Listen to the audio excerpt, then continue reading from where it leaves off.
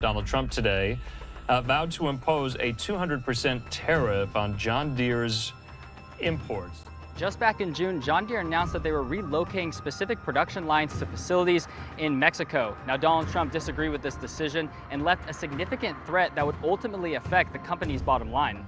I'm just notifying John Deere right now. If you do that, we're putting a 200% tariff on everything that you want to sell into the United States. Donald Trump today vowed to impose a 200% tariff on John Deere's imports.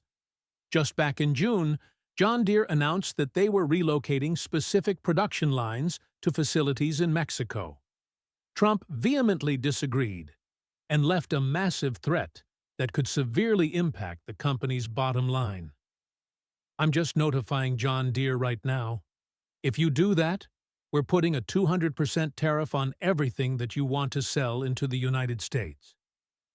John Deere just made a move that sent shockwaves through Washington and lit up trading desks from Wall Street to São Paulo.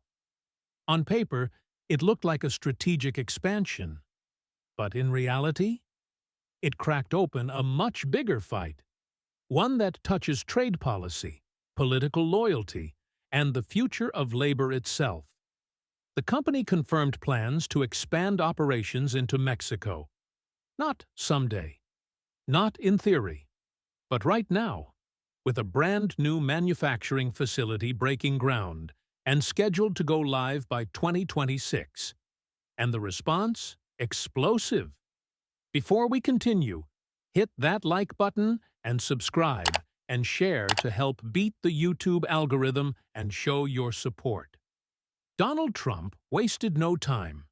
He tore into the company on live television, calling it an act of betrayal. Then came the hammer drop, a threat to slap a 200% tariff on every single Deere product built outside U.S. borders. The message? Crystal clear. If you take jobs out, we'll make sure your products never come back in without paying a political price. The media pounced. Investors held their breath. And rural America? Watching from the sidelines, caught between the man they vote for and the company they depend on. This wasn't just a headline. This was a reckoning. Deere's decision wasn't made lightly. Behind closed doors, board members had debated it for months. They had data, they had projections, and they had pressure. Because the numbers didn't lie, manufacturing in the U.S. was getting expensive, supply chains were clogged, labor was scarce, and rivals were moving faster, cheaper, smarter. Companies like Kubota from Japan and Mahindra from India had already mastered low-cost manufacturing across Asia. Deere was playing catch-up. Their solution? Mexico.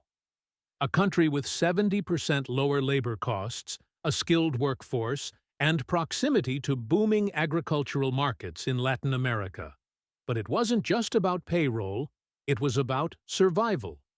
U.S. ports were congested, domestic freight was erratic, raw materials delayed. Every disruption cost Deere time and money.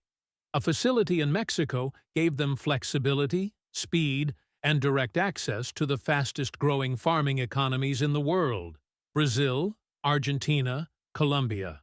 So, Deere made the call, a $55 million investment in a state-of-the-art facility to build mid-frame skid steer loaders and compact track loaders, machines used by the fastest-growing segment of the ag market, small to mid-sized farms that need speed, tech, and affordability. For Deere, this wasn't betrayal. It was strategy. But for Trump, it was personal. Before we continue, hit that subscribe button to support the channel and never miss deep dives like this. Trump took to the podium in Iowa and thundered, "John Deere just spit in the face of American workers. They want to build our machines somewhere else? Fine. But they will not bring them back here without paying dearly." It was red meat for the base, but it was also something else. A warning shot to Deere, to other manufacturers, and to Wall Street. And Deere didn't blink. No apology, No backpedaling. Their response was measured but clear. Only 5% of North American production would be affected. Their core business, tractors, harvesters, combines, would still be made in Iowa, Illinois, and other U.S. factories. They weren't abandoning America. They were optimizing for the world. Then came Wall Street's move. After a short dip, Deere's stock rebounded. Analysts at Bloomberg and Goldman Sachs called the Mexico move smart, forward-looking, and necessary. And here's the kicker. If Trump's tariffs are imposed, they hit all foreign producers. But Deere still builds most of its equipment in the U.S. Meanwhile, companies like Mahindra, Yanmar, and Kubota, they don't. So, ironically, the tariff blowback could hurt Deere's competitors more. But, in the court of public opinion, logic doesn't always win.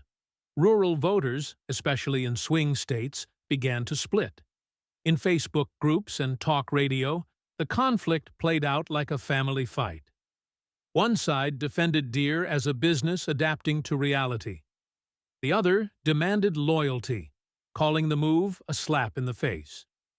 Trump's allies in Congress chimed in. Senators from deep red states issued statements. The House Agriculture Committee scheduled hearings.